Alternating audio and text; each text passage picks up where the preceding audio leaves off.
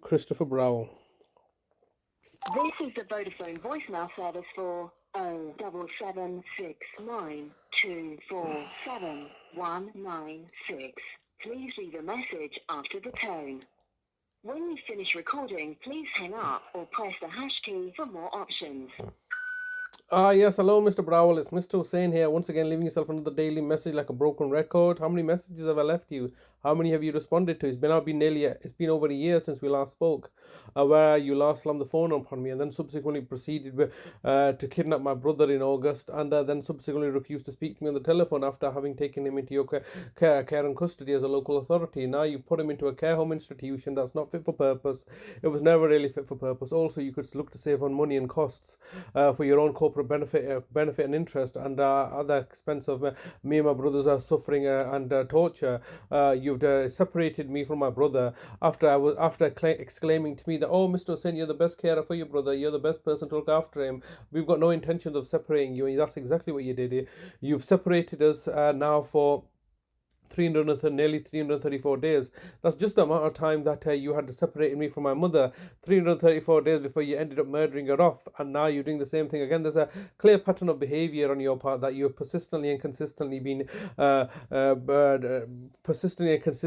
achieving, and yet looking to act all innocent and ignorant and dumbfounded when I'm challenging you upon the actions that you've so far taken. There's a consistency in your behavior which is a targeted victimization and torturous malevolence against me and my family. Also, all because you can't do your jobs properly. I want to save on costs. Now, you have instructed the care provider Tracy to arrange a visit for me so you could find a pretext to ban me from the premises. That was a staged event. That's what you tried to achieve, because obviously the police bails were not working and there were maybe strict time limits because it had been 9 months later. So you wanted to achieve prevent me from seeing my brother through alternative means after exhausting the police's powers, and then you decided to stage an event which clearly abysmally failed on the 3rd of June, because I had a very successful visit with my brother, and you instructed the care manager to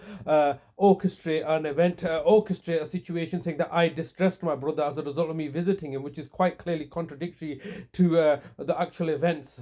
So you can tell a bag of lies and then hide that behind the corporate veil on your professional elitism or the corporate speak. But the reality is that I had recorded this session and I have now publicized it for the whole world to listen into. My brother obviously loves and cares for me deeply, and you've tried this bullshit last year when you were trying to remove me as you tried this bullshit previously in 2018 when you tried to remove me as a nearest relative. That all failed then, and look, once again you've fallen flat on your face. And all that's going to happen is that through your antagonism, through this antagonistic situation, you're going to end up murdering my brother as you've ended up murdering everybody else. I mean, there would have been 334 days that you had held my mother before you killed her off, were forcibly vaccinating, and now once again you're at the same situation where you're looking to torture my brother and looking to antagonize us and continue to hold us captive in this manner. I urge you to speak with us before my brother there's another fatality.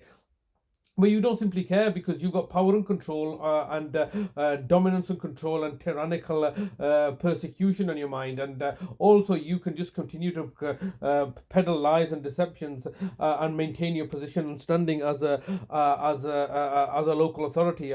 Now you've given instructions to the care provider to force me to put things in writing, and this is exactly what you did a decade ago as a local authority. Oh, we need to put things in writing now. It's always better to put things in writing because we're all professionals and we all want to do things properly. So now you want to do things properly, do you? When it serves your agenda and purpose, you want to do things informally because you know that's the best way for you to cover your backs, to say, oh no, it wasn't us, and do things informally. And now we want to do everything formally when it's my turn, put everything in writing. And when I put things in writing, you just simply ignore it. It's just a delaying tactic, isn't it? It's just a delaying tactic. And when this contrivance had clearly failed on the 3rd of June, you needed a couple of weeks to reevaluate the situation, hence give me the day of the 21st. There's no such thing as there's no such meetings on the 21st because the manager does not know what to do. Now you've changed the goalpost, and that's what you choose to do. You choose to change the goalpost at your whim, which serves your agenda and narrative. And when you keep on failing, oh no, now we're going to do it this way. Oh no, now we're going to do it that way. Oh no, now we're going to do it this way.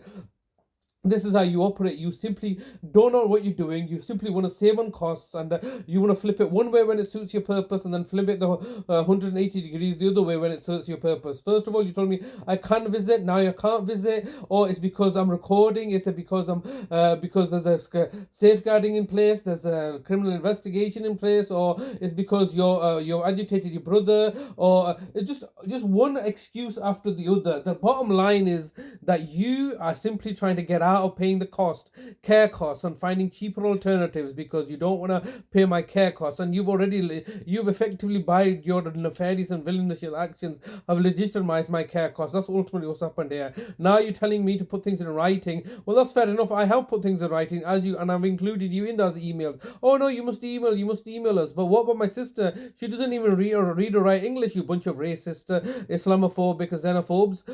How is she supposed to speak to my brother? Why are you telling her to write things down in an email? You're just degrading and humiliating us and distressing us. And ultimately, your only answer is to kill him off. That's how you're going to resolve the situation. That's the only thing that's going to happen now. That's the only thing we're waiting for now is for you to. 15 seconds recording time remaining. That's the only thing we're waiting for, Mr. Browell, is for you to kill him off and then just cover it all up through your collusion with the courts and the coroner's office and the police. That's how you operate. There's nothing else that's going to happen here. You need to let us see our brother, and you're denying us access because you got authority and control unlawfully and illegally. Your recording time has expired. To leave your message, press 1. To review message sent. Thank you for calling. Goodbye.